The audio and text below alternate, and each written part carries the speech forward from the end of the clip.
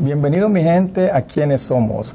Hoy tenemos el placer y el gusto de tener con nosotros al doctor Jamal Alsharif, quien tiene un doctorado no solamente en cirugía, pero también experto en lo que es la epidemia, que es la razón por la cual lo tenemos de invitado hoy, con referencia al virus que ha atacado al mundo entero, como es el coronavirus. Bienvenido. Bienvenido.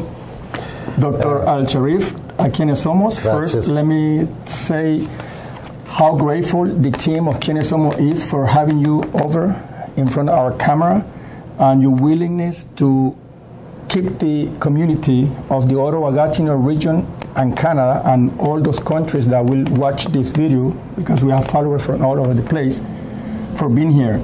I know you're a busy person right now with this craziness about the coronavirus, and I truly, truly appreciate your presence today with us. I also want to mention that I want to give a lot of thanks to Idalia, the owner of Latinos Resto Bar, who gladly and willing, with so much will, opened her doors of her business for us to be here and provide this information to the community. Thank you, Idalia, for your will to contribute to inform the community about this deadly virus that is attacking the planet and putting people in panic. Dr. Alsharif, could you please tell us a little bit more about you, so the people that is going to watch us today can know who you are and the reason for why you're here? Because, as you may know, 40% of the information given by the social media is false. So what is much better to have somebody like yourself with your credentials, your expertise, your knowledge, and your curriculum to inform our community about this coronavirus. Gracias, hola, ¿cómo está? These are the words I know in Latino, so it's a very pleasure to be with you today. And thank you for having me. My name is, as you say, Jamal Alsharif. I am now the president of Humans for Peace Institution, and I'm also having a PhD in maxillofacial surgery from Wuhan University. Wuhan University is located in the city of Wuhan, where is the epidemic started. This city wasn't well known, but now everybody knows it. I also been there and worked since the SARS time in 2002 and 2003, so I gained a lot of information and knowledge about epidemiology and how to deal with these outbreaks. Well, it's very interesting to know, Dr. Alsharif, that you not only had the experience, the expertise, and the curriculum that you have, but you also live in the city that this virus started or was discovered. What's the name of the city? Wuhan. Wuhan. How many years do you live there? I lived 10 years there. 10 years. So you went to school there and you worked there also as well? Yes, I taught in the university and worked in the hospital. Oh, that's good to know. Now, since with no further ado, and the main reason for having you in our program is for you to inform the community about the truth of this coronavirus. As you may know, I prepared some most frequent asked questions that people are panicking and going crazy about, because the social media, as you may know, 40% are informing the false stuff, things that are not right. So your curriculum, your expertise, and the knowledge, you can inform our community what is all the truth, basically. One of the questions that I have is, what is the age group that is at risk the most?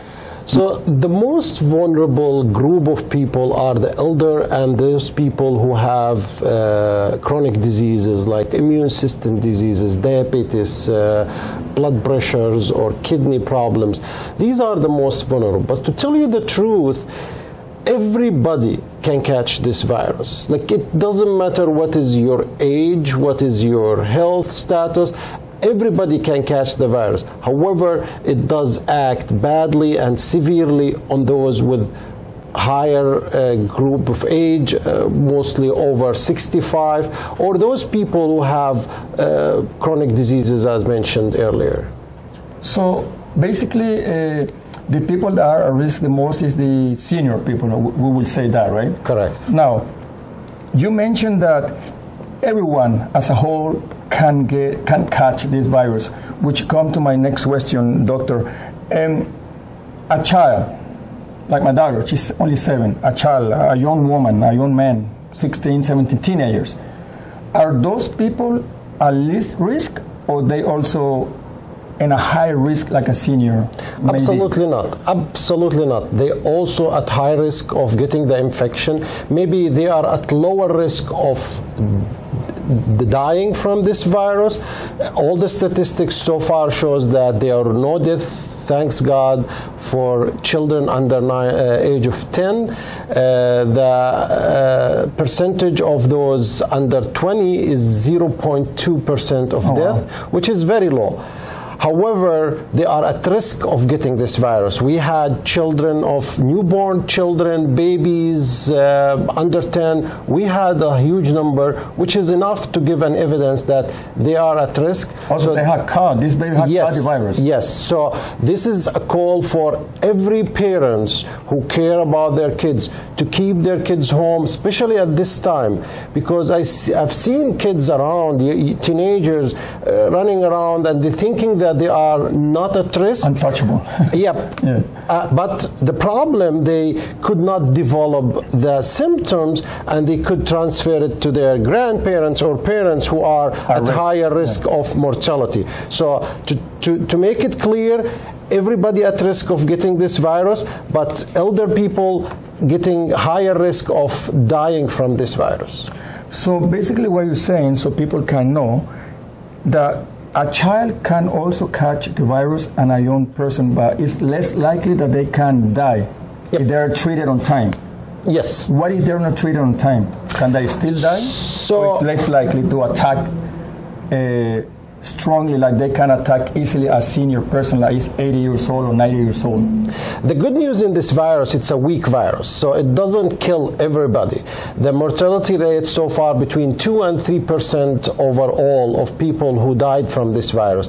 In elder people, 65 and over, 15%. So it takes us lower than 0.4 to 0.2 in lower than 50 years old, which make a sense because this virus is very close to those viruses we've known earlier. Like so influenza? Yeah, we have actually 4 influenza viruses are coronaviruses. So this is a well-known, like it's not a well-known, the new virus, but it's in general, this family coronavirus are well-known for us.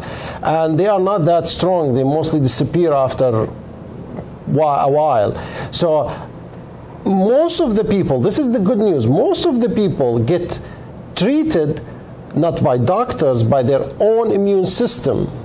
So 80% of people get well after a while because they have a good immune system. And that's why I want to talk about prevention before you got this later on. Okay.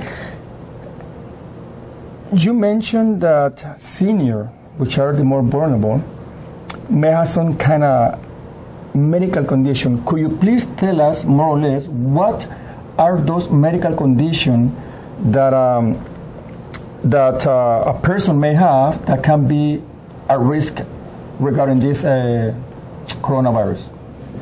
So any immune system problems, any chronic diseases could make these elder people vulnerable, or young people even. Kind of immune suppressions with people with kidney transplant, diabetes, higher blood pressures or hypertensions, people with lung diseases, cancer, especially with lung cancer, smokers, alcohol drinkers. All these people are very, very vulnerable for catching this disease and develop severe symptoms of this disease and may die. So, doctor, it's interesting to know that you mentioned a smoker may be at risk, and that makes sense because the lung might not be in the greatest shape like somebody that is not a smoker.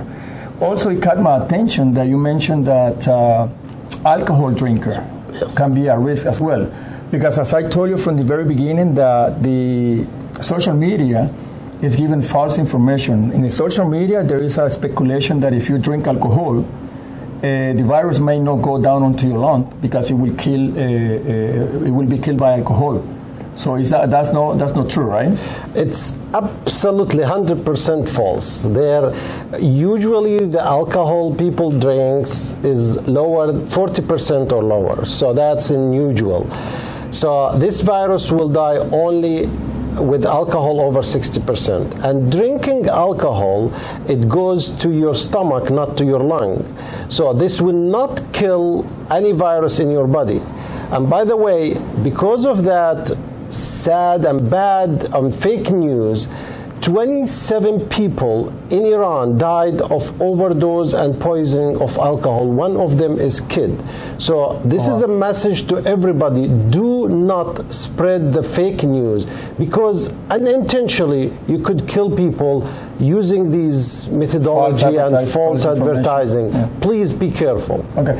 Doctor, when you say that alcohol drinker may be a risk, are we talking about people that drink a lot, or people that have a glass of wine tonight, 2 beers tomorrow, a shot of tequila? No, that's not. So it's an excess, right? Yep. All the time. Yeah. Now, the other question also, talking about alcohol, which contain a little bit of heat when you drink it pure, like rum. Also in the social media, they are saying, and I will ask the expert, which is you, people that live in countries with a hot temperature, like Cuba, Dominican Republic, all those countries that have a high temperature are less likely to catch the virus because the virus is resistant or cannot resist the heat. Is that true?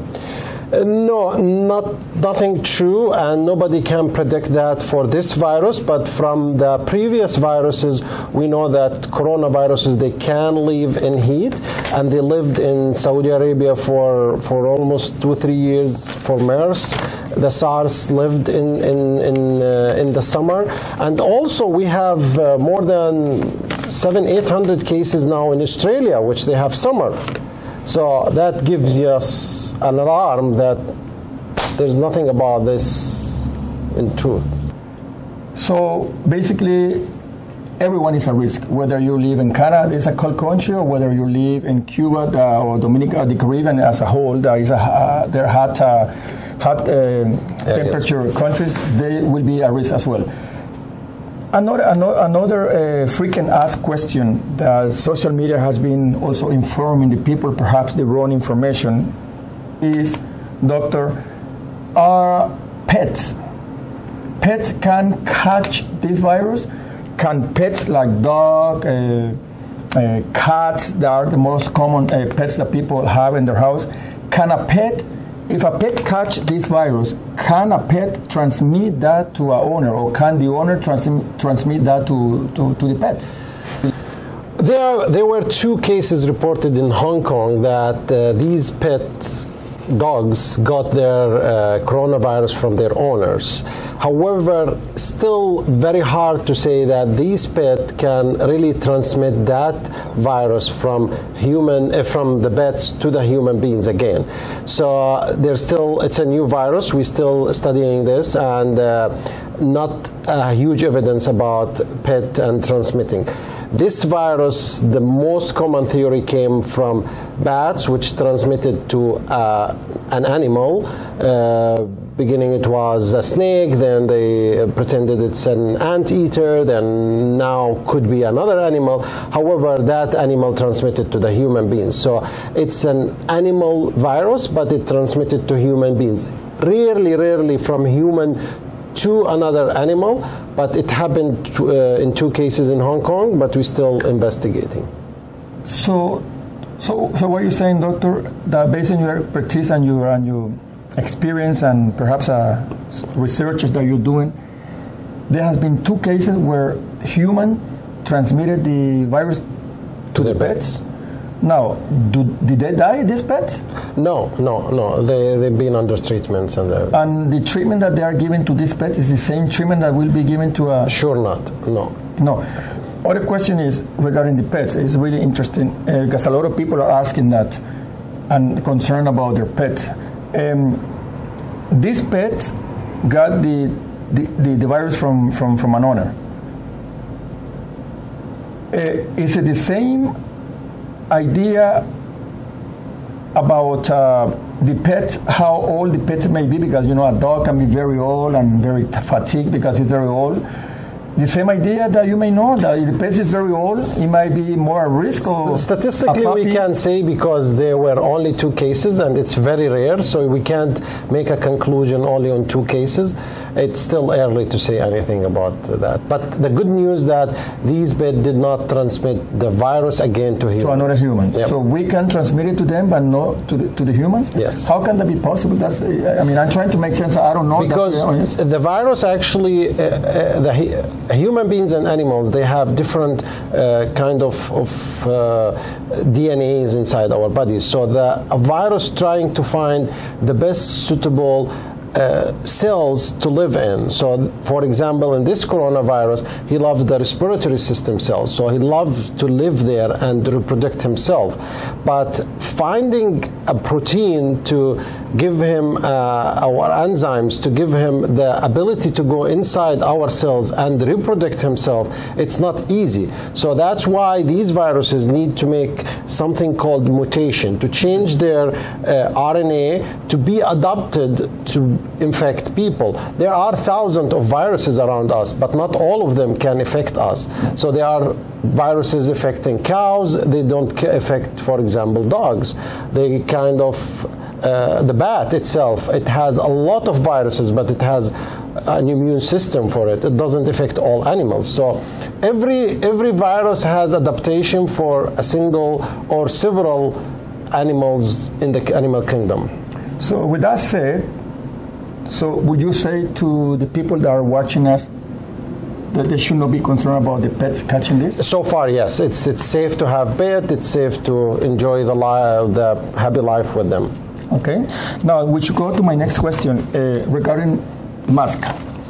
The mask, high demand. People are, pharmacies and suppliers are running out of masks because people are panicking. They are wearing the mask. So could you please tell us more about this mask? When, who this mask should be wearing, or who should be wearing this mask? So talking about mask, which is very important, first of all, masks can be divided into several categories. One, the one you see usually going around your ears, which we call surgical mask or medical mask. It doesn't prevent from the virus. The second one, it's N95. It's a special mask, goes around your nose and mouth. It's a white one. Usually it comes with filter or not filter. Some people call respirators. These masks are medically it is for medical teams usually, because you can't wear this mask without a fit test. So if you buy a mask from the market, N95 for $60 and put it in your face, it doesn't mean that it will protect you 95% of the molecules and germs around you, because you did not make the fit test. It could happen that it's 100%, but it could be not. So without fit test, it's a failure. Then the third one, which we called it a facial mask, it comes a whole shield of mask around the whole face, and that's usually in infectious diseases departments. So according to the WHO, which is the World Health Organization, nobody needs to wear the mask except if you are sick. So the idea of the mask, not to transfer the airdrops to other human beings. So basically, if you cough or sneeze, you keep the sneeze and germs inside the mask, not outside. Wearing the mask is very important if you are in dense communities, like if you're sitting with a lot of people waiting for something. Yes, I could say that, but the problem is, most of the people, when they wear the mask, they start touching the mask, touch their face, and that is the huge problem. So this is a big mistake when you touch your face, correct your mask. Taking off the mask, it needs to be very, very careful. So you take the mask, do not touch the outside. It's only touching the rubbers or these ways, and throw it in the garbage, then close the garbage. That's the best way to discard the mask.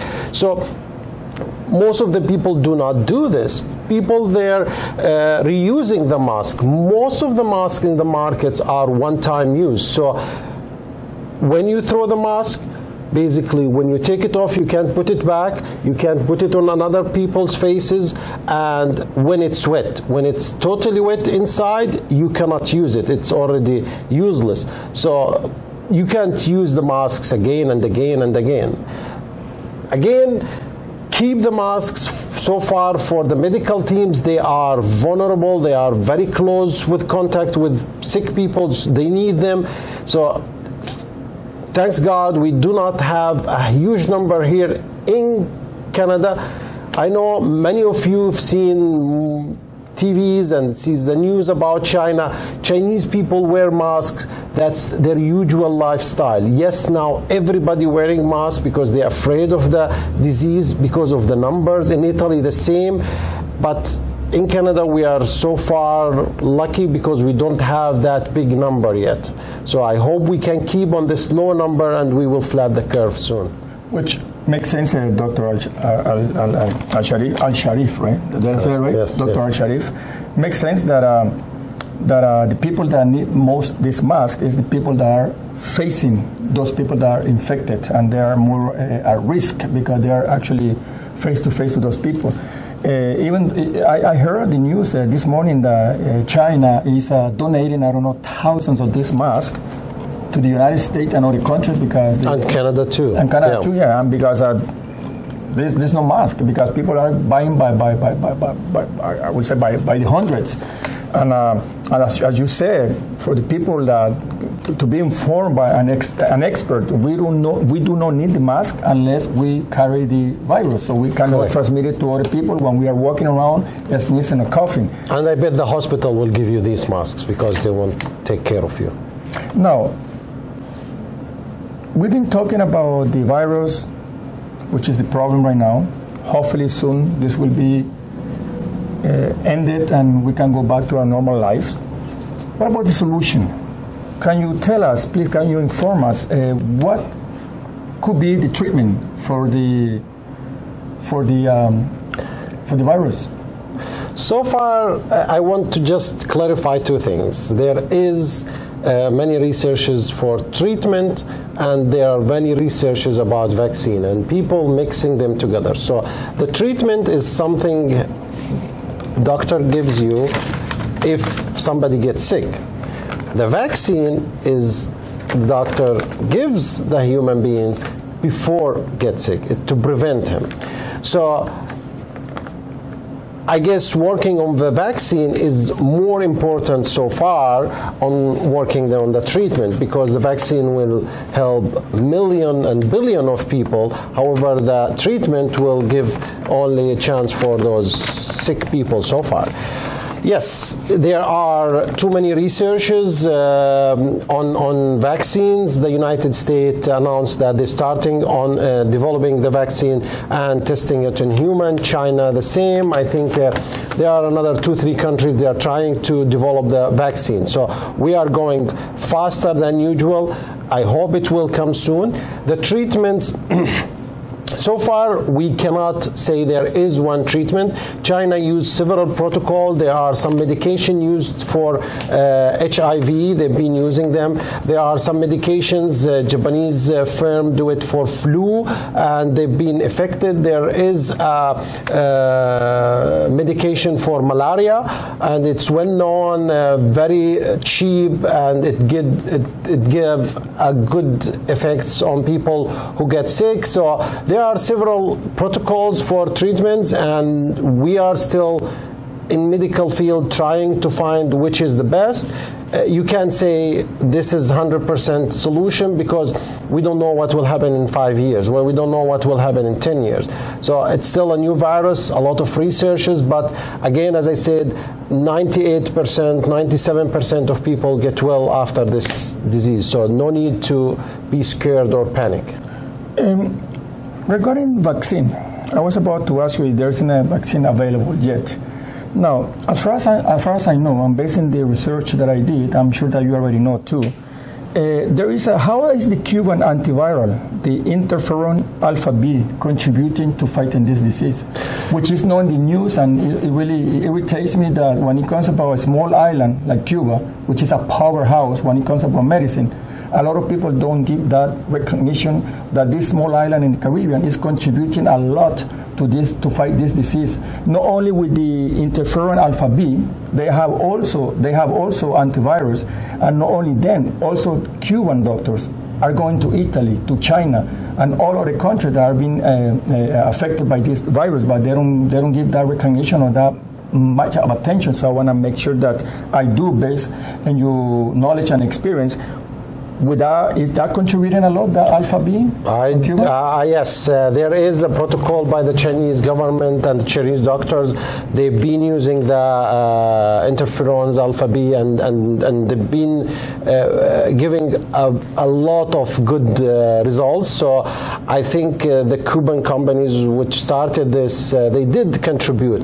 And to tell you the truth, my friend, we are living in one earth. We are one humans, and this is one virus. So we have to come together.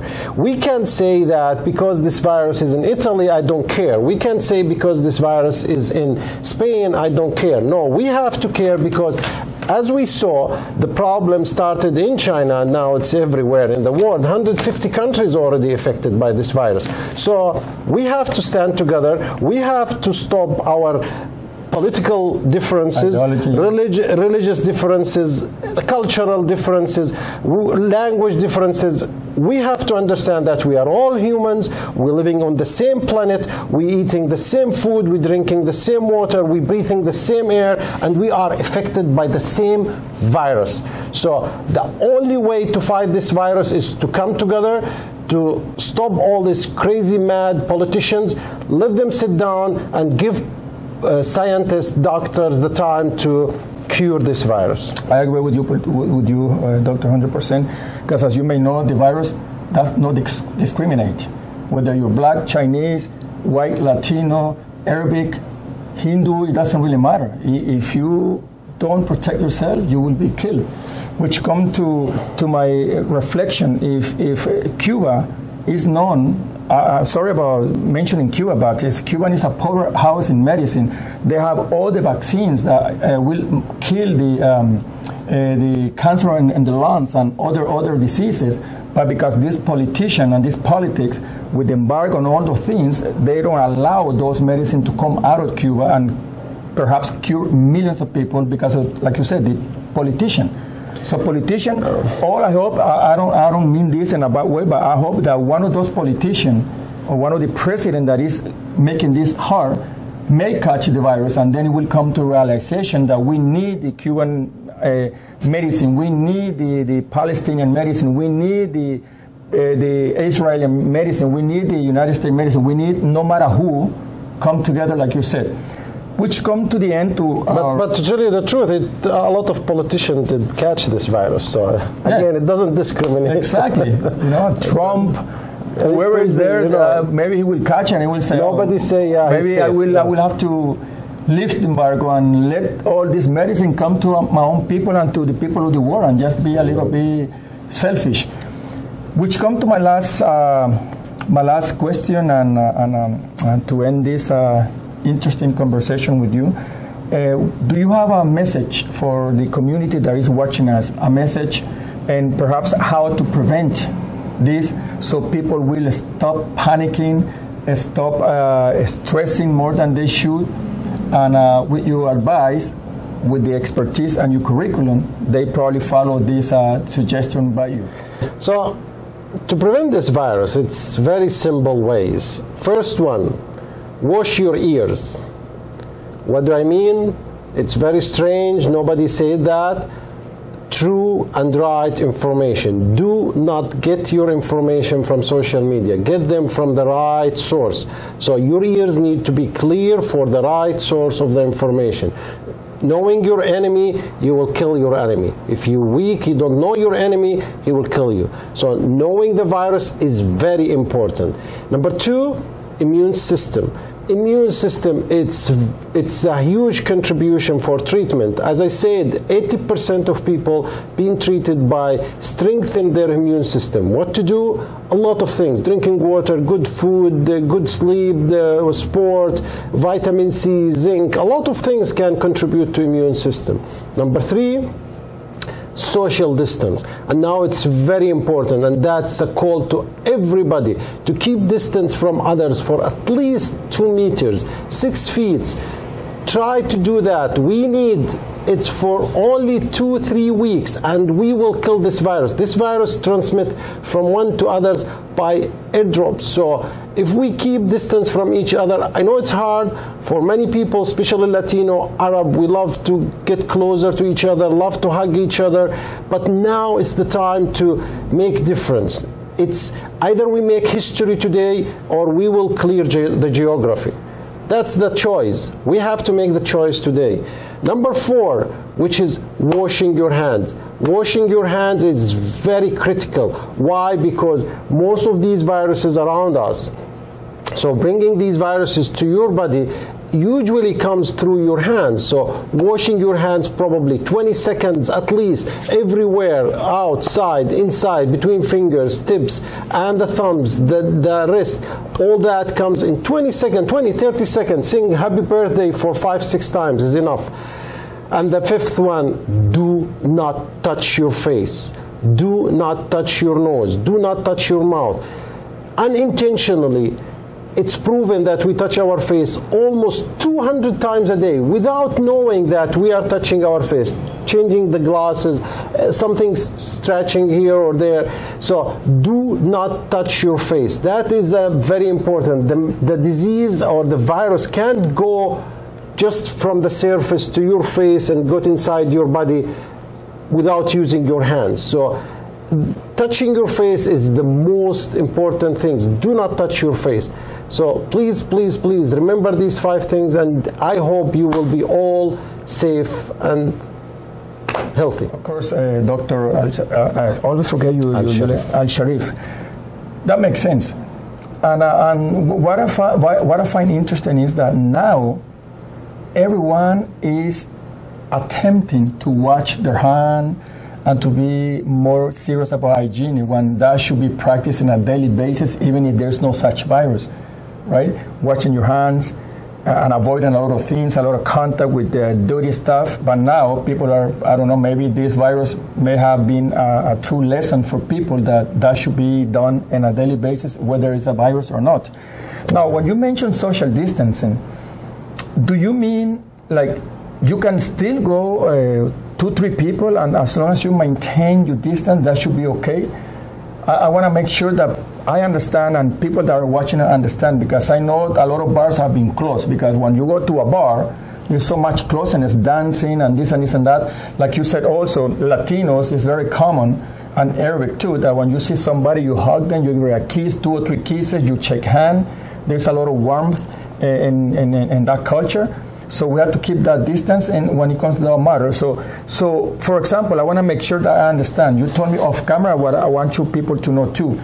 When it comes about wife and husband, children, they live in the same house.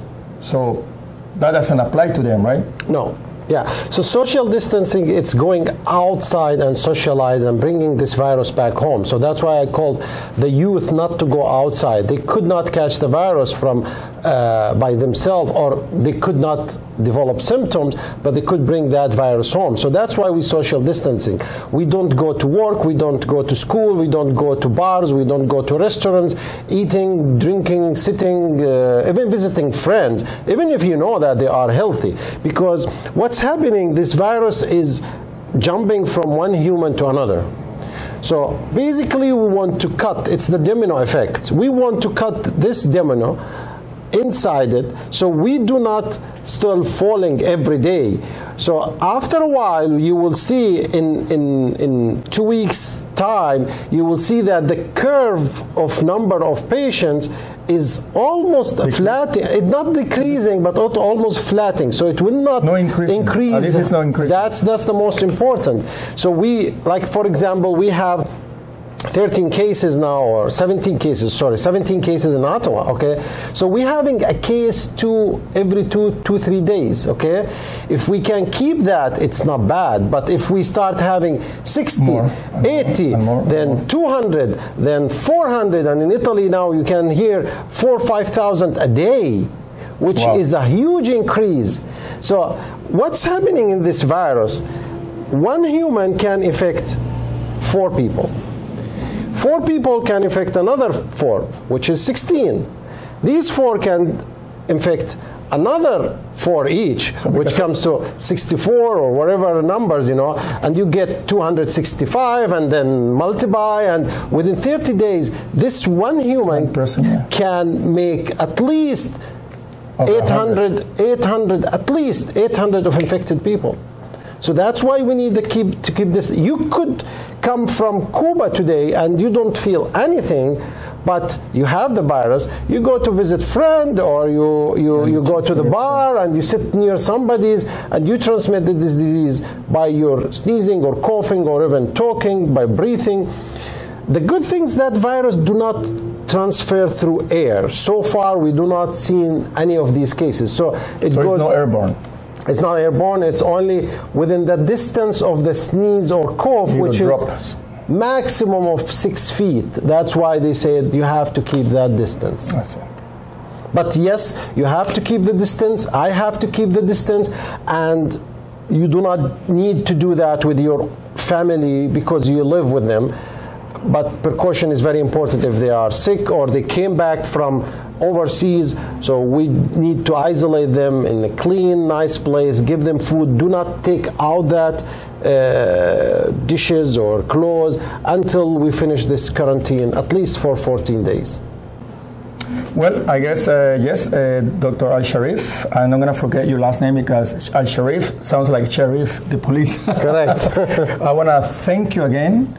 You have no idea how grateful I am for your time, your willingness to come here in front of our camera and inform the community in our program, Quienes Somos. I want to thank you again. I would like to thank you and wish all the community and people around the world the best health.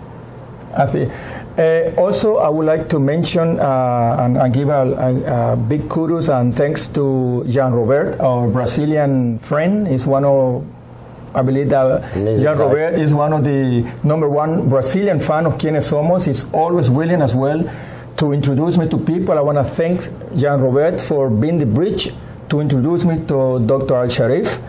Without you, this wouldn't be possible. I want to thank a lot too to Idalia, the owner of Latinos Bar, because she was also willing to come all the way from her house to open the doors so Dr. Alsharif could inform the community, and that was her contribution. So I would like Idalia. Where's Idalia? Idalia, come in camera. Come in camera. She has to come. There is Idalia. Everyone knows Idalia. Spanish-speaking people and English-speaking people. Now Alsharif know where Latino bars is, and when this all craziness goes away and we can socialize again, I'm sure that you will come here and have a beer. Sure, we will celebrate. Right? Sure. Yeah. Thank you, Idalia. Thank you, Idalia. Thank you, Idalia, for contributing. Always willing to open the door for when it's for a good cause. I want to say thank you, everyone that follow us, the English-speaking people. No olviden de vernos, seguirnos en los canales de nuestras redes sociales. No olviden que como yo no hay dos, y como Idalia. Tampoco. And Dr. Sharif? Goodbye. Tampoco. Tampoco. Hasta la vista. Hasta la próxima.